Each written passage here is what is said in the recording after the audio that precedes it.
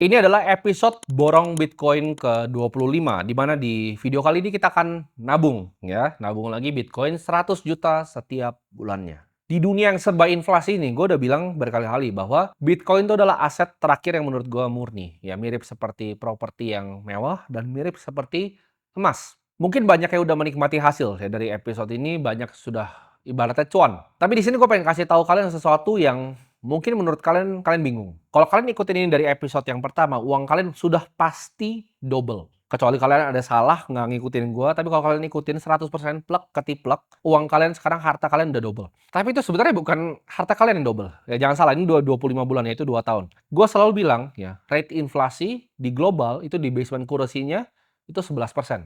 3% tuh inflasi realnya dan 8% tuh uang yang dicetak. Jadi emerging market itu bisa lebih, bisa 15%, 17%, sampai 20%. Jadi kalau lu ngerasa uang lu double, itu bukan uang lu yang double. Tapi lu berhasil membekukan, gue sebutnya economic value lu ke 2 tahun ke depan. Jadi uang kan adalah konsepnya energi. Energinya ini kita bekuin. Dengan lu beli Bitcoin, energinya kita bekuin, kita pindahkan 2 tahun ke depan. Tapi ini adalah energi yang sama sebenarnya, sama yang lu bisa lakukan dulu. Jadi ini trik sulapnya. Bukan semua orang yang ikutin gua itu yang tambah kaya, tapi semua orang yang nggak ikutin mulut gua itu yang tambah miskin. Semua orang ya di dunia ini yang nggak ikutin borong Bitcoin, gua nggak ngomong di negara ini, tapi di dunia ini yang nggak ikutin borong Bitcoin gua, itu economic value-nya tergerus. Mau lu di Argentina, mau lu di Turki, mau lu di Nigeria, mau lu di Indonesia, mau lu di Thailand. Doesn't matter, semuanya kalian itu tergerus bareng-bareng. Kalian mungkin lihat selama 4 tahun sampai 5 tahun terakhir, emas itu dalam 2 tahun terakhir itu mengalami kenaikan yang signifikan. Itu juga sama, ya, emas itu formatnya mirip seperti Bitcoin. Uang yang murni, tapi emas inflasi 2%, ya. Kalau fiat itu bisa 11 sampai 17%, tergantung lu di negara apa. Emas itu inflasi 2%, karena emas itu bisa ditambang lagi. Kalau kita lihat ya, gue baru kemarin ketemu teman gue, salah satu direksi di bank besar di Brazil, New Bank. Dia cerita, Brazil itu risk free rate-nya itu 14%, teman-teman. Jadi risk free rate itu apa? Itu adalah rate di mana kira-kira itu uang yang tidak bisa beresiko, maksudnya return obligasi biasanya. Indonesia itu ada di angka 6 sampai 7%. Sedangkan Brazil itu 14%. Makanya banyak sekali orang Jepang itu melakukan yang namanya carry trade di sana. Dan 10% dari transaksi remittance di Brazil itu sudah menggunakan USDT, teman-teman. Jadi Brazil ini sudah ibaratnya negara kripto. Karena risk free rate dari negaranya 14%. Nah pertanyaannya, gimana lu semua yang belum kenal gua ya 2 tahun yang lalu? Jawabannya sama, ya Bitcoin ini bukan masalah dia naik turun atau volatil. Satu Bitcoin itu akan selalu nilai satu Bitcoin. Ya. Bitcoin kemananya yang dia naik turun? Misalnya Bitcoin ke rupiah 1,8 miliar. Gue ceritain dari 300 juta, tapi satu Bitcoin itu tetap satu Bitcoin buat gue.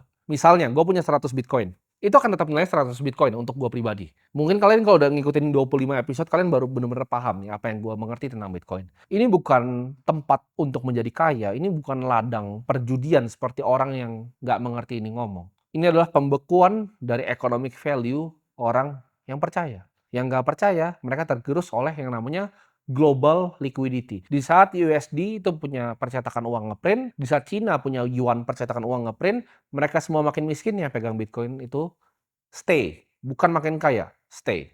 Nah, selama 25 episode terakhir, gue itu pakai exchange yang dekat di hati gue, ya, yang karena itu pertama kali gue dapat akses untuk membeli Bitcoin dan teman baik gue sekali, Pak Oscar, itu kita pakai Indodax. Tapi sekarang, ya, di episode ke-25 ini, gue akan pakai exchange gue pribadi.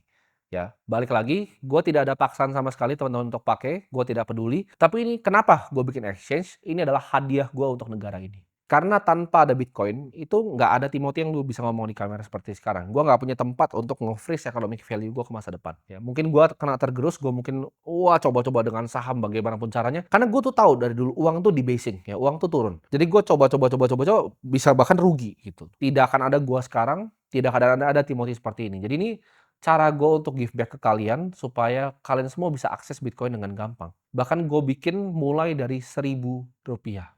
Lu bisa beli Bitcoin itu fractionalize sampai Rp1.000 lu bisa beli. Dan per hari ini ya, walaupun harusnya hari ini udah official launch, tapi belum official launch itu masih whitelist. Jadi whitelist tuh kalian mesti daftarin email dan email tuh baru di-approval sama tim internal kita. Per hari ini ya, aplikasi kita udah jadi aplikasi nomor 1 di Indonesia, ngelewatin ChatGPT dan juga Google ya. Jadi itu sesuatu yang gue bangga karena itu gue bisa kasih balik ya ke masyarakat akses yang dulu dikasih sama Pak Oscar ke gue. Jadi ini gue pengen lanjutin ibaratnya tongkat estafetnya untuk bikin seluruh penduduk Indonesia itu bisa punya akses untuk membeli Bitcoin. That's it, that's all. Ini bukan untuk memperkaya gue, karena balik lagi uang gue di Financial Marat sudah lebih dari cukup, ya gue tidak butuh untuk bikin exchange untuk makan. Ini adalah format gue pengabdian untuk bangsa. Kalian bisa tanya ya, owner-owner exchange yang lain, exchange tuh nggak bikin uang sebesar itu, nggak sebesar yang kalian bayangin. Gue bukan datang dari keluarga konglomerat, gue bukan sekolah di Harvard, gue adalah orang yang sama seperti kalian. Orang yang sama yang pernah dicurangi sama sistemnya. Jadi gue nggak pengen lagi ada orang yang punya persepsi bahwa Bitcoin adalah cara untuk jadi kaya, bukan. Bitcoin itu hanya cara untuk tidak miskin. Gue pernah ngerasain kerja keras tapi nggak bisa beli properti. Gue pernah ngerasain kerja keras gue kerja, makin turun uang gue, makin dirampok gue sama sistemnya. Bitcoin itu bikin gue sadar bahwa makin kerja lu keras ya, bukan masalah lu kerjanya keras, tapi sistemnya curang.